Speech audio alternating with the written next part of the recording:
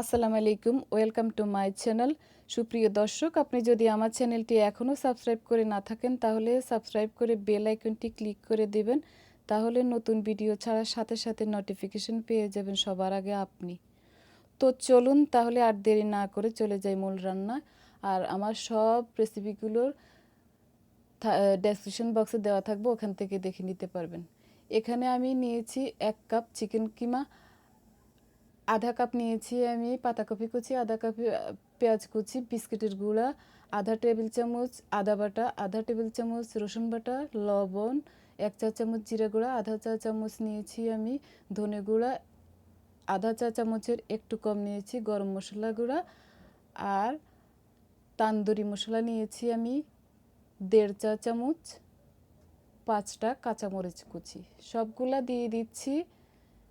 দিয়ে এখন আমি ভালো করে এটাকে মেখে নেব। ভিডিওটা ছোট করার জন্য আমি একটু তাড়াহুড়ো করে বলেছি, কিন্তু ডেসক্রিপশন বক্সে পুরো রেসিপিটা পেয়ে যাবেন। মাখানো আমার হয়ে গেছে। একটা ডিম ভেঙে নিয়েছি, এটা আমি ভালো করে ফেটে নিচ্ছি।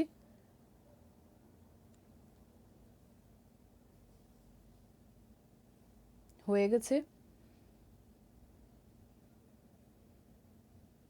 এবার আমি কাটলেটের শেপে চিকেনটাকে কাটলেটের শেপ বানিয়ে নিব। একটা সাইডে একটু চওড়া, একটা সাইডে একটু চিকেন করে ঠিক এভাবে বানিয়ে নিব। এটাকে এবার ডিমে চুবিয়ে তারপর বিস্কুটের গুঁড়ায় গড়িয়ে নেব।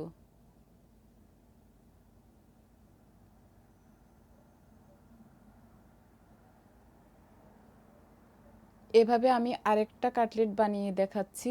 আর আমি যেই বিস্কিটের গুঁড়া নিয়েছি এটা হচ্ছে, এটার মধ্যে ইটালিয়ান হার্ব আছে, এই জন্য মাঝে মাঝে একটু গ্রিন দেখাচ্ছে।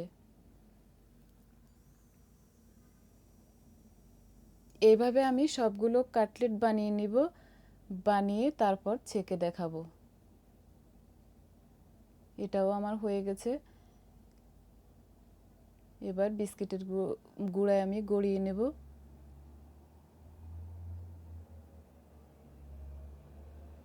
এবারে আমি চলে যাব চুলায়। দর্শক, আমি এখানে চুলায় চলে এসেছি। একটা প্যানে পরিমাণ মতো তেল দিয়ে দিয়েছি। এবারে একটা একটা করে আমি কাটলেটগুলো ছেড়ে দিচ্ছি। আর আমার চুলার আঁচ আছে এখন মিডিয়াম লোতে, যেহেতু এটা কাঁচা চিকেন দিয়ে বানাচ্ছি তাই এটাকে অনেক ধৈর্য ধরে আস্তে আস্তে করে ছেঁকে নিতে হবে।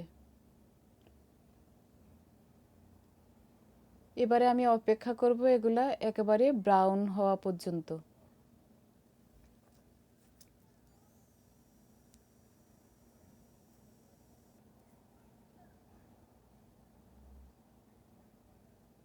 ধৈর্য ধরে আস্তে আস্তে করে ভেজে নিতে হবে। কাটলেটগুলো আমার হয়ে গেছে, এই যে দেখতে পাচ্ছেন পুরো ব্রাউন হয়ে গেছে। এবারে আমি উঠিয়ে নিচ্ছি। এখানে একটা প্লেটে আমি একটা পেপার টাওয়াল দিয়ে নিয়েছি এক্সট্রা তেল চোক হওয়ার জন্য।